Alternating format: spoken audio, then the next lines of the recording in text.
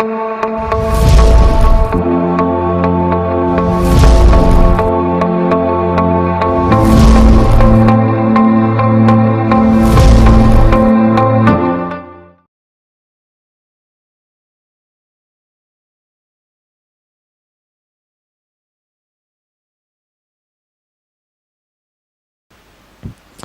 Dear students, अपन discuss कर रहे हैं आज क्वेश्चन कोड DR105। तो इसमें क्या गिवन है कि एक मेरे पास हॉलोस्फीयर है मास m रेडियस r का, जो कि प्योर रोलिंग कर रहा है। इसकी सेंटर ऑफ मास की स्पीड दी हुई है v0, ओमेगा दिया हुआ है v0/r। मास ये आगे बढ़ रहा है और यहाँ पे एक सॉलिड स्फीयर पड़ा हुआ है जिससे ये थोड़ी देर बाद जाके टकरा जाएगा। क्वेश्चन में पूछा है कि रेशियो ऑफ सॉलिड स्फीयर की kinetic energy to the ratio to kinetic energy of a after the collision. ठीक है, इसके बाद इसमें क्या अपन को समझने वाली बात यह है कि मान लीजिए यहाँ पे टाके टकरा गए,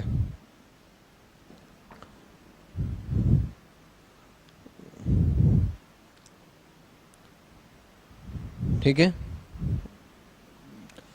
ये ए है, ये बी है,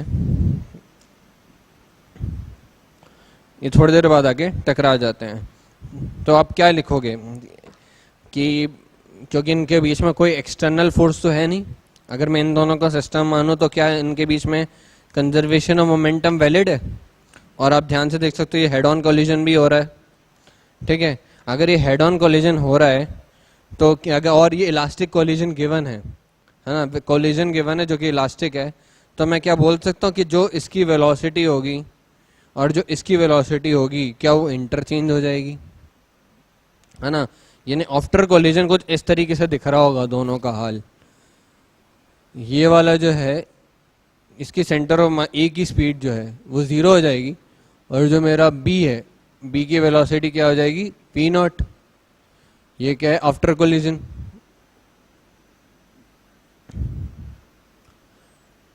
अगर ये बात सत्य है, ठीक है, ये बात तो अपन समझते हैं, मगर अगर इसमें ध्यान देने वाली बात क्या है कि जो ओमेगा इसके पास थी, जो काइनेटिक एनर्जी इसके अंदर ओमेगा या रोटेशनल एनर्जी जो स्टोर्ड थी, उस पर कोई फर्क नहीं पड़ेगा।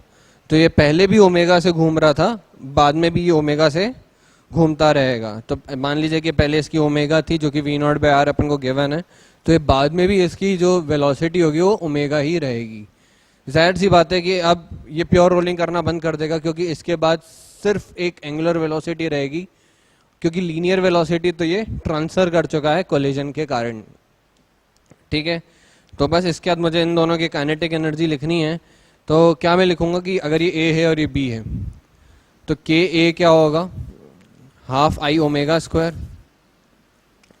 क्योंकि ये हॉलो स्फीयर है तो इसका मोमेंट ऑफ इनर्शिया होगा 2/3 mr स्क्वायर ओमेगा स्क्वायर।